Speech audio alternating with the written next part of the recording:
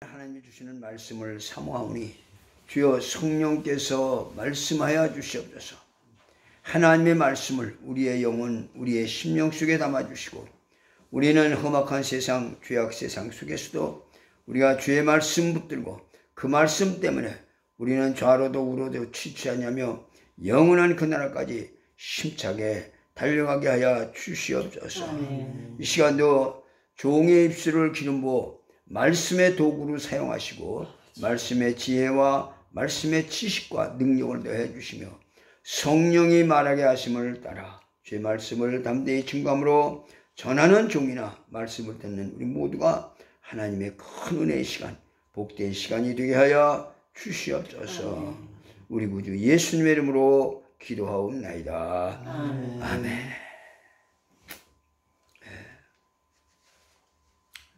오늘은 우리가 그 어버이 주일이라고 해서 보통 그 어버이 주일에는 이제 그 내 부모를 공경하라,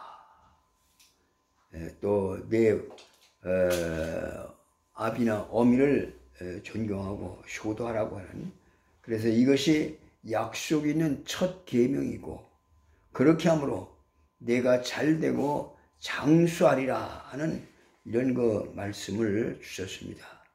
근데 오늘은 우리가 그런 그 효도에 내 부모를 공경하라 하는 이런 이제 효도의 말씀, 그 말씀도 중요하지만 그 말씀보다 우리가 이제 나이가 먹어서 이제 나이 먹은 우리는 과연 어떠할 것인가 하는 이런 우리가 입장에서 한번 생각을 또 해보기도 하는 것입니다. 그래서 오늘 야곱이 그 이제 바로에게 축복을 할 때 바로가 야곱에게 네 나이가 얼마냐라고 이렇게 물었던 것 같이, 그래서 당신의 나이라고 하는 이런 제목으로 같이 은혜를 받으려고 하는 것입니다. 야곱이 가장 사랑하는 그런 그 아들이 있었죠. 그 아들은 바로 요셉입니다. 야곱은 그 12아들을 두었으나 그 가운데 가장 사랑하는 아들이 바로 요셉이었습니다. 그런데 그 아들이 이제 아들들이 양을 치는 그 형들의 안부를 이제 물으러 나갔다가 짐승에게 물려서 죽었다고 하는 이런 소식을 듣고서 이 야곱은 가슴이 미어지는 그런 슬픔을 안고 그 아픔의 세월을 보내고 있었습니다. 가장 사랑하는 아들을 잃어버린, 정말로 그 야곱의 마음은 하루하루가 살아가는데 지금 너무나도 고통스럽습니다. 근데 어느덧 이제 시간이 흐르고 세월이 흘리다 보니까 야곱이 이제 그 요셉을 잃어버린 그 슬픔에서 헤어날 때쯤 돼서 큰 기근이 임하게 되었고, 그때 저 가나안 땅에 흉년이 들었어요. 그때 그 흉년 때에 애굽 땅에 가면은 양식이 많다고 하는 그런 얘기를 야곱이 듣고서 이제 자기 아들들을 그 애굽 땅으로 양식을 구하러 보냈습니다. 그런데 저들이 그 애굽에 가서 그 아들들이 총리 대신이 된 요셉을 만나죠. 그래 그 요셉을 만나니까 요셉은 자기 아버지가 지금 살아있다고 하는 그 소식을 듣고서 아버지를 애굽으로 초청을 합니다. 죽은 줄만 알았던 그 요셉이 살아있다는 그런 얘기를 들은 이 야곱은 뭐 너무너무 기뻐서 모든 고속들을 다 데리고 지금 이제 애굽으로 내려갑니다. 요셉은 자기 아버지를 모시고 지금 바로왕, 애굽의 바로왕 앞에 인사를 시킵니다. 그 야곱이 바로왕 앞에 섰을 때 야곱이 바로를 축복하면 바로왕이 야곱에게 묻습니다. 네 연세가 얼마뇨? 라고 하니까 오늘 창세기 본문 9절에 야곱이 바로에게 이르되 내 나그네 길의 세월이 130년이니이다. 내 나이가 얼마 되지 못되니 우리 조상의 나그네 길의 연조에 미치지 못하나 험악한 세월을 보냈나이다 라고 이렇게 말합니다. 그러니까 야곱은 평범한 사람인 것 같아도 그의 한마디 한마디에 아주 깊은 그런 신앙을 담아서 우리에게 교훈을 하고 있는 것입니다. 이 고백은 인생이 산다고 하는 것이 무엇인가 하는 것을 깊은 그런 의미를 담고 있는 것입니다. 우리나라 사람들이 그 나이를 대할 때 묻는 말이 있습니다. 몇 살이냐고 이런 말을 하죠. 여기 살이라고 하는 몇 살, 살이라고 하는 것은 우리가 그 인생살이 또는 뭐 머슴살이, 태양살이, 뭐 더부살이, 새빵살이, 아니 살이라고 할 때 붙이는 말인데 그 말은 곧 삶을 가리켜 말하는 것입니다. 삶. 살이라는 것은 삶. 그래서 살고 살으니 살아서 산다고 할 때 이 살이라고 하는 말을 붙인다. 그러므로 살을 우리는 나이로 세는 것은 그런 깊은 뜻을 담고 있습니다. 한 살은 하나의 삶을 의미합니다. 두 살은 둘의 삶을 의미하는 것이다. 한 살 한 살 나이가 인생의 삶을 축적한다고 하는 그런 단위가 된다는 것이죠.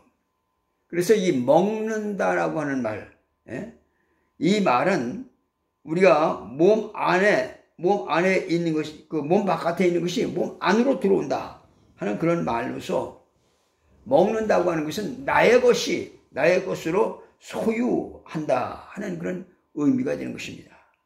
그래서 우리나라 속담에 먹는 것이 남는 것이다 라고 하는 그런 말이 있어요. 가령 우리가 이 옷은 입었다가 벗으면 내 것이 아닙니다. 그런데 먹는 것은 우리 안에 우리 속으로 들어가기 때문에 그것은 내 것으로 화한다 이거야. 그래서 우리가 밥을 먹고 뭐 물을 먹고 욕을 먹고 뇌물을 먹고 하는 이런 말을 합니다.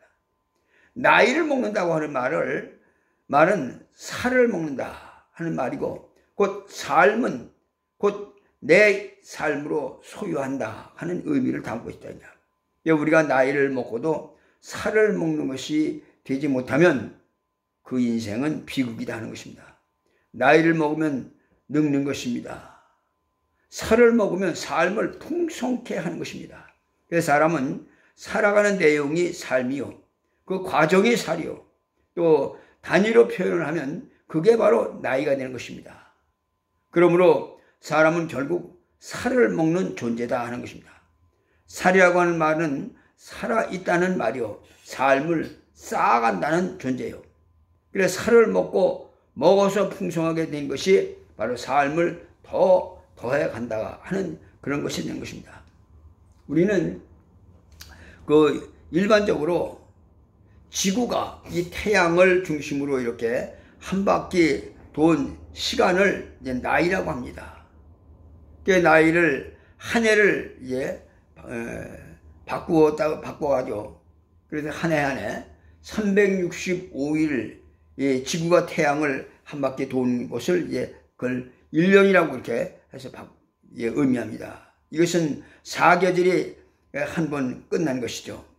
그래서 해가 한 바퀴 돌았다는 그런 의미에서 우리가 나이를 계산하게 됩니다. 이 세상을 살아가는데 세 개의 시간관이 있어요. 시간관이 있는데 첫째는 이 불교나 회교에서 말하는 시간관입니다. 그들은 이 시간은 돌고 돈다 해서 윤회적인 이런 시간관을 말합니다. 둘째는 변증법적 시간이라는 것입니다. 이것은 뭐냐면 정이 있고 반이 있어서 정과 반이 합치게 되면 합이다. 그래서 이 삼각, 이런 그 삼각형 관계로 역사를 이끌어 간다라고 하는 유물사관적 시간론입니다. 셋째는 이 기독교의 시간관입니다. 우리 기독교의 시간관은 일직선으로 합니다. 해 아래는 새 곳이 없다고 그랬습니다. 계속 지나가고 있을 뿐이다 이거예요. 그 지구는 돌고 있지만 돌아가고 있을 뿐이지 다시 오는 것이 아니라는 것입니다. 봄은 왔지만 그 봄은 다시는 이 봄이 오지 않습니다. 금년과 같은 이런 봄, 내년에는 또 다른 봄이지 이 봄이 아니다 이거예요. 그래서 다시 반복되지 않는 그런 시간이 흘러가고 있다. 어떤 의미에서 우리는 전무후무한 그런 시간을 사는 것입니다. 다시는 이 시간, 이런 시간은 다시는 또 오지 않아요. 똑같은 시간은 없다 이거야. 우리가 지금 예배를 드리는데 이 지금 드리는 이 예배가 똑같은 것은 없어요. 지나갑니다. 우리는 이렇게. 그런 의미에서 우리는 전무후무한 존재들이다. 그리고 전무후무한 예배를 드리고 있는 것입니다. 이전에도 우리와 같은 그런 사람이 없었으며 이후에도 우리와 같은 사람은 없을 것이다 하는 것입니다. 그러므로 우리가 사는 한순간 한순간이 스릴이요 매우 소중하다는 것입니다. 우리의 생애가 마지막을 가고 있는 것입니다. 다시 돌아오지 않는 그런 시간이 흘러가고 있는 것입니다. 우리의 나이가 얼마뇨? 라고 당신의 나이가 얼마뇨? 라고 하는 여기에 나이는 뭘 의미합니까? 그건 은혜로 살아간 세월을 의미하는 것입니다. 나이를 먹는 사람들은 곧 삶을 더해간 사람들이다. 삶을 더해갔다는 말은 하나님께로부터 받은 은혜를 먹고 살아왔다 라고 하는 것입니다. 당신이 몇 살 먹었느냐 하는 말은 당신이 얼마나 은혜를 받고 살았느냐 라고 하는 그런 말인 것입니다. 첫째, 나이는 은혜로 살아간 세월이다 하는 것입니다. 오늘 말씀같이 내 나그네 길의 세월이 130년이다. 내 나이가 얼마 못 되니 우리 조상의 나그네 길의 연조에 미치지 못하나 험악한 세월을 보냈나이다 라고 야곱이 그렇게 말합니다. 여기 험악한 세월이라고 하는 말은 시련과 고통의 세월을 말합니다. 부정적인 의미로는 고통을 많이 당했다 그런 말이지만 긍정적인 말에는 하나님의 은혜를 많이 받았다 라고 하는 그런 말이다. 우리는 한 가지 사실을 알아야 합니다. 뭐냐? 내 나이를 먹었다고 하는 말은 은혜를 먹고 살아왔다고 하는 그런 것이다. 고생을 할 때 우리는 고생만 하는 것이 아니라 하나님의 은혜를 받고 있다는 것입니다. 바로 야곱의 일생을 보면 야곱은 그 허물이 그에게 전부 다 그 은혜가 되었습니다. 단팥죽 한 그릇에 형으로부터 장자의 명분을 빼앗았습니다. 또 아버지를 속여서 장자의 축복을 받아냈습니다. 결국 그는 이 모든 인간적 허물됨을 하나님의 은혜로 바꿨다. 야곱은 그것 때문에 험악한 고난의 길을 걷습니다. 집을 떠나 타향살이 신세가 됩니다. 그러나 그의 전생에 그것 때문에 은혜가 됐죠. 우리가 고생을 많이 한다는 말은 나는 이미 하나님의 은혜로 살고 있다 라고 하는 전적인 삶의 고백이라는 것입니다.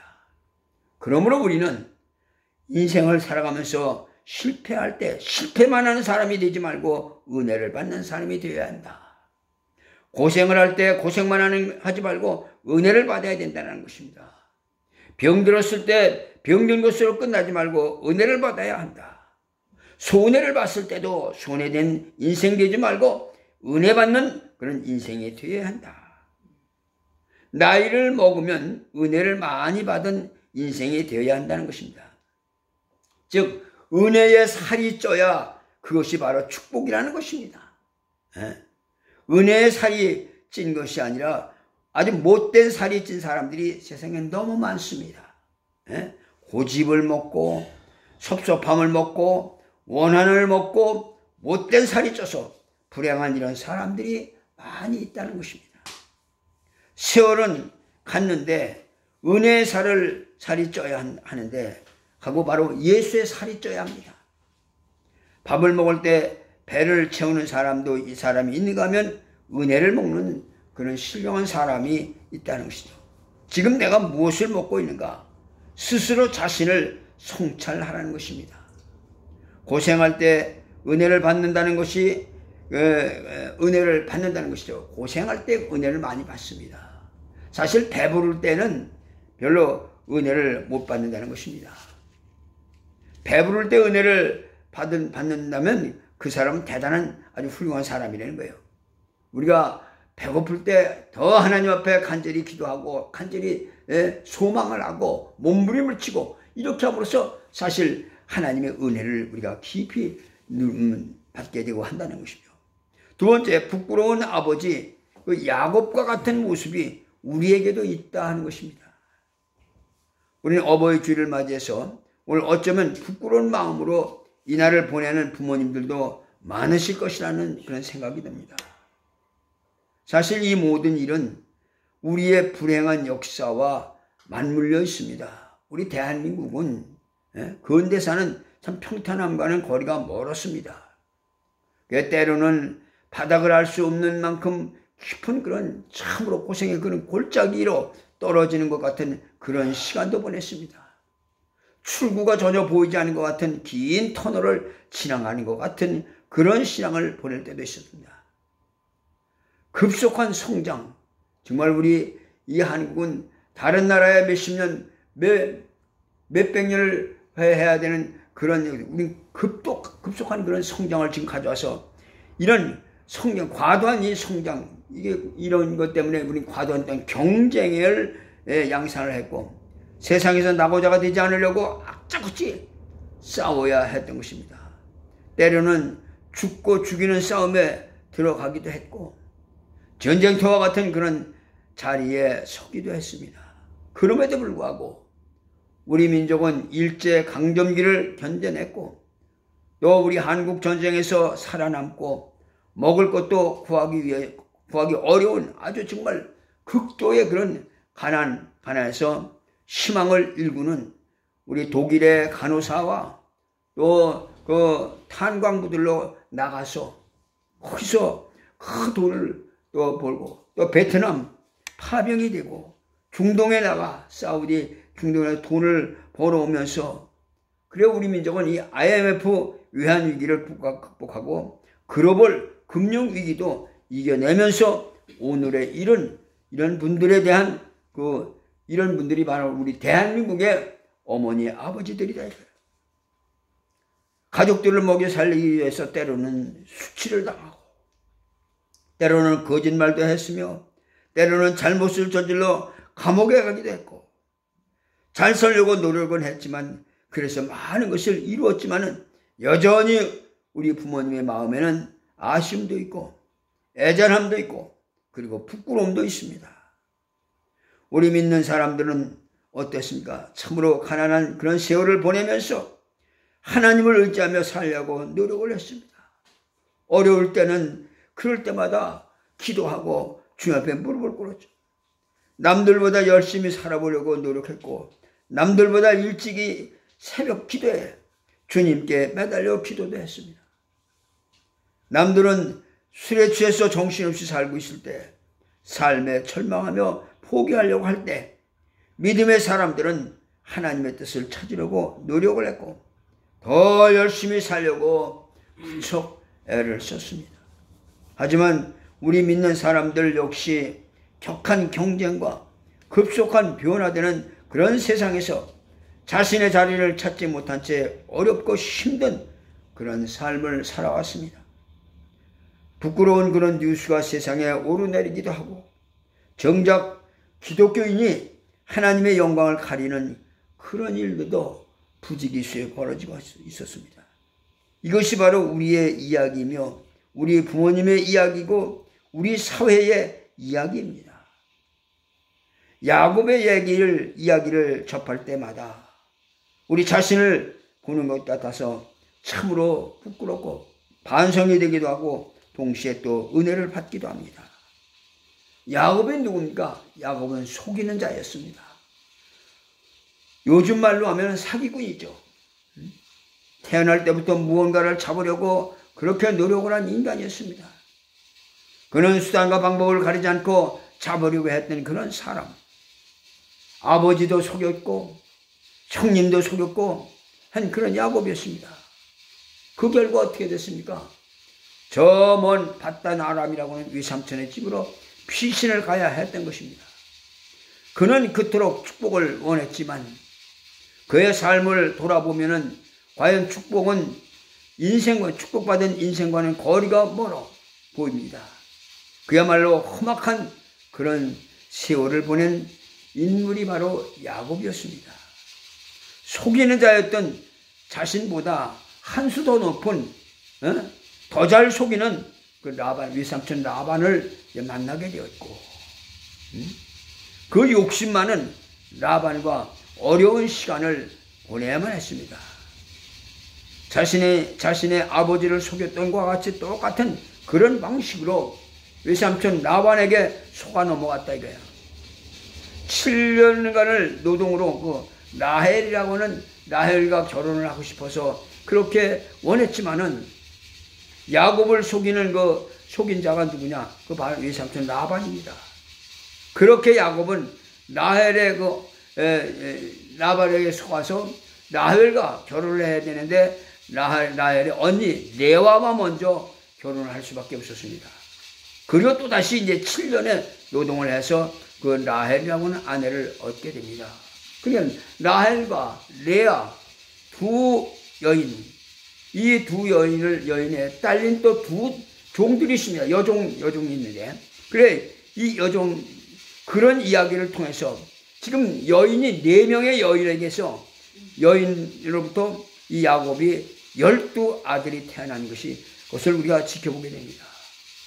우리는 그 내용의 핵심에는 이런 것들이 있습니다. 그들은 시기, 질투, 또 사랑받지 못한 이의 한, 그리고 아이를 낳지 못한 이의 분노, 이런 것들이 어우러지면서 그 야곱의 아들들이 태어난 것을 확인할 수가 있었습니다. 그러니까 하나하나 살펴보면 참 거룩한 일도 아니고 대단한 일도 아닙니다. 그저 어디서나 벌어질 법한 그런 인간의 추한 그런 모습들이었습니다. 그 와중에 이스라엘이라고 하는 위대한 그런 민족, 하나님의 백성이 태어났다 이거예요. 성경의 그 위대한 12지파가 이처럼 그 사소한 감정에 휘말리는 그런 일들을 사이에서 벌어졌다고 하는 것은 정말로 놀라운 역사였습니다. 세 번째, 나이는 빚진 자의 세월이다 하는 것입니다. 사람은 살아온 것이 전부 은혜요, 빚진 것입니다. 그래서 은혜를 받으며 지내온 그런 세월들이 다 나에게 빚진 것이 된다는 것입니다. 사도 바울은 그렇게 말했어요. 로마서 1장 14절에 헬라인이나 야만인이나 지혜인이나 또 어리석은 자에게 다 내가 빚진 자라 라고 하는 것을 말했습니다. 저는 이 말씀을, 이 구절을 읽다가 그런 깊은 그런 감명을 받았습니다. 나는 빚진 자구나. 하늘을 보니 하나님께 빚진 자요, 땅을 보니 땅에 빚진 자요, 가족들을 보니 가족에게 빚진 자요, 교인들을 생각하면 교인들에게 빚진 자요, 조국을 생각하면 조국에 빚진 자요, 살아온 것이다. 다 은혜가 되기 때문에 살아왔다는 것 자체가 바로 이 빚이 되는 것이다. 우리는 나이를 먹으면 먹을수록 헛되이 나이만 더하지 말고 이 하나님 앞에 은혜를 받아, 그래서 내가 하나님에게 빚진 자지 라고는 이런 생각을 하게 되는 것입니다. 그리고 과거를 희생할 때 원망할 일이 생겨나는 것이 아니라 정말 그 빚진 그 마음 때문에 은혜를 받은 것이 생각나는 것입니다. 그래야 받은 은혜에 대해서 빚진 자의 그런 심정을 갖게 되고 살아왔다는 그 자체가 너무나 소중한 것이다. 내 남은 인생을 헛되이 살 수 없다는 그런 마음을 새롭게 가지게 되는 것입니다. 우리가 살면서 은혜를 알면 이 땅에서 무슨 일을 하든지 희생이라는 생각이 안 들고, 은혜 때문에 원망도 사라지고, 은혜 때문에 모든 과거의 상처도 다 사라져 버립니다. 이 리빙스톤은 아프리카에 가서 자신이 살아온 그 봉사의 삶에 대해서 많은 사람들이 그 리빙스톤에 대해서 참 얼마나 그렇게 희생을 많이 했냐고 아주 격찬을 할 때 그 리빙스톤은 그렇게 말했어요. 나는 희생한 일이 없어. 하나님께 받은 은혜가 너무 커서 날마다 가슴 설레이는 감격으로 살아가고 있어. 내게 베푼 평안, 내 마음속에 솟아오르는 성령의 감동, 너무 벅찬데 어찌 이것이 희생이라고 말할 수가 있겠느냐는 것입니다. 내가 아프리카를 횡단하며 죽을 고비를 수없이 많이 넘겼지만 나는 희생한 일이 없어. 그것이 다만 하나님의 은혜일 뿐이요 라고 이렇게 말했습니다. 우리는 분명히 은혜를 먹은 자요. 그래서 은혜를 먹었기 때문에 나는 빚진 살이 낀 것입니다. 만약에 그런 마음을 갖는다면 이것이 바로 축복이라는 것입니다. 내 나그네 길의 세월이 130년 험악한 세월을 보냈나이다 라고 할 때 야곱은 험악한 세월 속에 하나님께서 부어주신 은혜에 대한 이런 고백을 하고 있는 것입니다. 이렇게 될 때 어느 것 하나 빚진 것이 아닌 것이 없다. 하나님의 은혜를 깨닫고 살다 보면은 살아도 주를 위해서 죽어도 주를 위해서 사는 그런 은혜를 받게 되는 것입니다. 네 번째는 나이는 심판받아야 할 세월이다 하는 것입니다. 나그네로서의 세월 속에 한 가지 비밀이 있습니다. 뭐냐? 우리는 돌아가야 할 그런 인생들이다. 그리고 하나님의 심판대 앞에 반드시 서야 할 그런 존재들인 것입니다. 내 나그네 길의 세월이 130년, 야곱은 나그네 인생임을 알았습니다. 우리는 가고 있습니다. 달려가고 있어요. 어디를? 종착점을 향해서 같이. 그 종착점을 갔습니다. 우리는 종말을 향해서 달려갈 뿐입니다. 다시 돌아오지 않는 그런 시간을 가고 있는 것이다. 전도서 12장 14절에 보면 하나님은 모든 행위와 모든 은밀한 것을 선악간에 심판하시니라 라고 이렇게 말씀을 하셨습니다.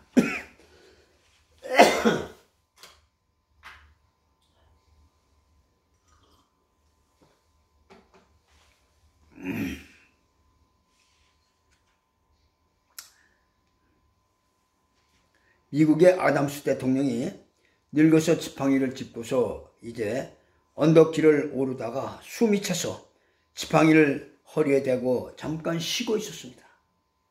그때 한 청년이 가다가 카카 안녕하십니까 하고 인사를 했습니다. 그때 이 아담스 대통령이 뭐라고 하냐, 자네가 보시다시피 나는 안녕치가 못하네. 내 장막집이 무너지려고 해서 이사갈 준비를 하고 있다네 라고 하니까 카카 어디로 이사를 가시려고 하십니까? 이렇게 묻습니다. 내 집은 너무 낡아서 지붕도 헐고 기둥도 흔들리고 또 들보도 굽었다네. 카카 무슨 말씀을 그렇게 하십니까? 라고 하니까 이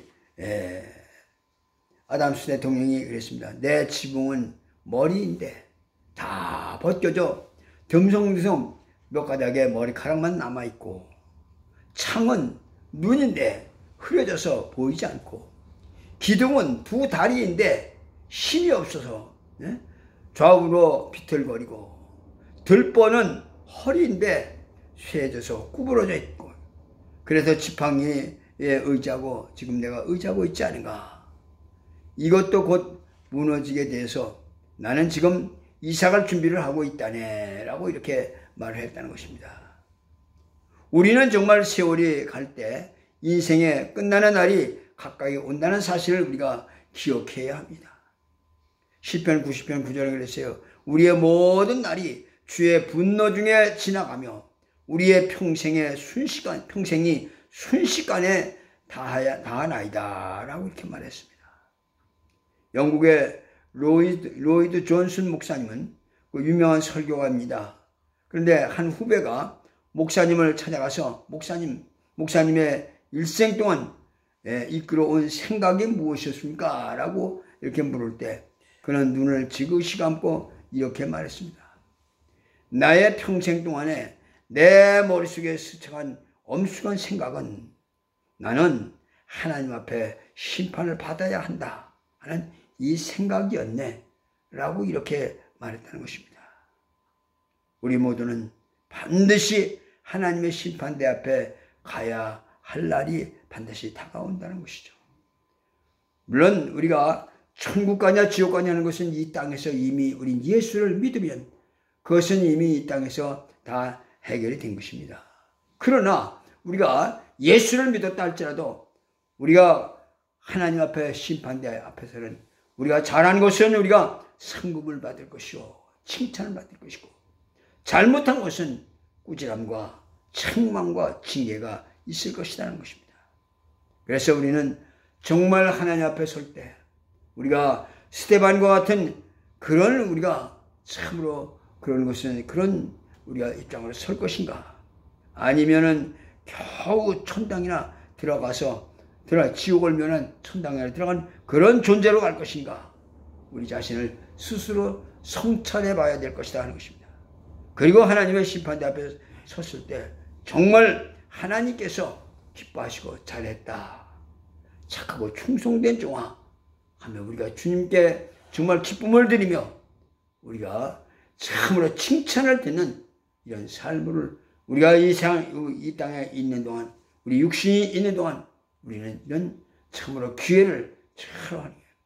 하나님 앞에 잘했다 칭찬받는 귀한 삶이 될 수 있기를 주의 이름으로 축원합니다. 기도하겠습니다. 살아계신 우리 아버지 하나님, 하나님의 크신 은혜와 사랑을 감사합니다. 참으로 하나님 아버지, 세월은 하나님 아버지 하나님 참으로 흘러가고 아버지여 우리의 모든 삶은 점점 더 하나님 이제 이 육신은 장막집은 낡아지고 있지만은 하나님 아버지 우리가 이 땅에 있는 동안 정말로 하나님 아버지 우리가 아버지 앞에 아버지 전에 설 때 잘했다 칭찬받는 하나님 아버지의 정말 수고했다고 하는 우리의 눈물을 씻겨주시는 하나님의 위로를 받을 수 있는 그런 믿음이 우리 안에 충만하게 역사해 주셔서 아버지 하나님여 남은 생애가 보람되게 하시고 더욱 하나님 아버지 영광을 돌리는 귀한 삶이 되도록 축복하시고 인도하여 주시옵소서. 우리 구주